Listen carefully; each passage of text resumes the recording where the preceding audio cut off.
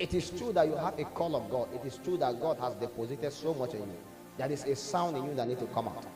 There is a deposit of God in you. There is a prophecy, as people say, about your life. But for that prophecy to be fulfilled is warfare. The Bible says, with good counsel, make what? War. So whether you like it or not, things can't just happen in your life just like that. For me to even be able to stand here and preach now is warfare. Because for me to be able to tap into the economy of heaven, to know what to say, how to say it, for it to come out, for it to bless you, is warfare. Because the devil will do his best to stop that from entering you. That is why the Bible says, while men slept, the enemy sowed. So it is possible that you attend a church. It's not because anything is wrong with your reverend. The reverend went to theological school. In fact, he's well schooled. That is why they ordained him and give him a collar. But he came for Sunday service and he stand as he began to speak, people are sleeping. Why? Warfare. So an enemy came and cast spell, and people are sleeping, then he's sowing seeds. After 5 years, their life cannot amount to anything because they never were present when things were said. So apart from the people sleeping, the people can be awake, but the reverend himself lack utterance. It will take utterance for you to communicate what God has in his heart. For you to be able to transcribe the intention of God from eternity into time, it will take utterance. So Paul referred to that thing as warfare.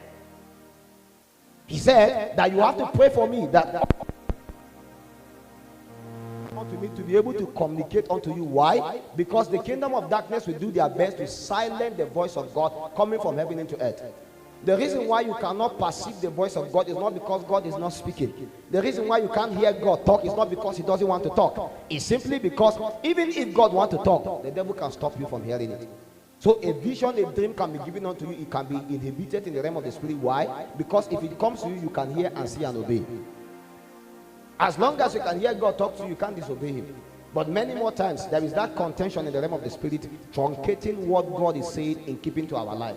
And that is why in an entire territory, they can be head bound for 30 years, head bound for 50 years. No voice will rise. Why? God has been sending voices, but they have been inhibited. How comes in an entire territory, nobody can hear God and tell us what we ought to do? So a time came, they asked, is there not a prophet in Israel that will have to go and consult in a commercial? It's because there are prophets in Israel, but they have been shut bound. They have been held bound under captivity, not because they want to. That is a call upon their life, but the authority of those princes in that region held them bound. So the Bible says we wrestle not against flesh and blood, but against principalities, against powers. Whatsoever that have come upon you to limit you, to inhibit you, is an authority beyond you. I get to the point now. The failure in life, the challenge in life, the things you go through, all the things that happen to you that you never planned for was as a result of a warfare. In fact, if you left Abuja coming to Lafia, you had accident on the road. The reason why that happened is because of a warfare. So warfare is introduced to ensure that men are limited to operate in the counsel of God in line with their calling. But what we have to also do is to know that we ought to wrestle, because until we wrestle, we cannot fulfill the divine mandate of God in keeping to our life. By good counsel, make war. What is the counsel? The word of God, the truth given unto you by God. Anything as God command, as God authorized, as you grow in the stature of God, the knowledge of God, the word of God grant unto you counsel and wisdom to be able to know what you ought to do.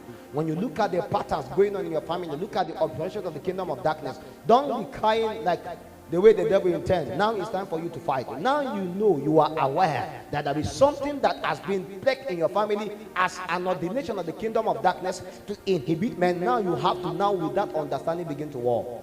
So with good counsel, you make war. We wrestle. But he said, not against flesh and blood. I remember, it was some days ago, of course, you know, anytime rain fell, we are always, there is a spirit in Lafia that is strange of warfare. Anytime rain falls, they give us a job to do. So it's either the banner will fall, something will happen. In fact, there are some regions now that light have not come. Why? As rain fell, it hit the poles and poles went down. So NEPA will take 2 weeks to actually find a way to align all the poles so that things can be good. So what does that tell you? It tells you there is a warfare.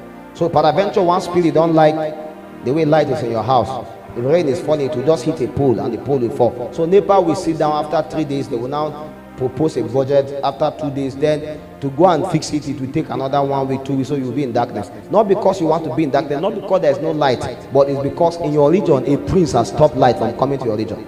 I get him. So we wrestle now, not against flesh and blood. Because while rain was falling, you were sleeping. While men slept, the enemy sowed tears. It's the same way that in keeping to your life, the reason why things may not be working is because God has already allowed it. It is transmitted, but you now, something has inhibited it. So you have to wake up and begin to reconnect. But reconnecting it can take a lot of time depending on how serious you are. So we wrestle to be able to restore back the order that has been destroyed, but not against flesh and blood. So them Simon were coming back after we were done. As they were in the bike coming back, suddenly a spirit beckoned upon a crazy guy. After the guy was done drinking in beer parlor, he felt he should just drive around and move around. And he did not just go by himself. He waited until when, according to the time of life, Simon and Alpha were moving. And peradventure, last night they were supposed to pray, but they were playing game. And because they were playing game, the ordination of the kingdom of darkness breathed upon the spirit the more. So he breathed. So the spirit gained more ground. Then the spirit went and entered into that guy that was a potential host, drinking beer. As the guy was drinking beer, he said, okay, now it's time for you to go and walk. Go and walk. And as the guy was okay, he now took his bike. He's already drunk. He doesn't find a place to sleep. He now took his bike because God has beckoned upon them. They did not respond. So now the devil has found a host that he can use. I get to the point now. So suddenly when they were done doing the things of God, they were going as they were going. The guy now waited for them. Just when they are about to pass, he now entered inside them.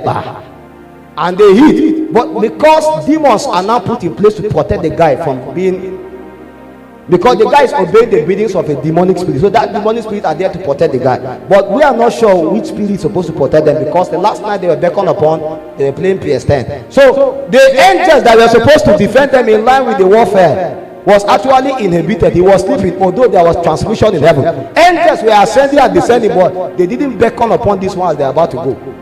It's possible for you are riding bike and you are thinking, I'm a professional, I've been riding it for the past 10 years, I can even leave one hand. You do not call upon angels to help you. So in the days your professionalism failed, spirits are involved.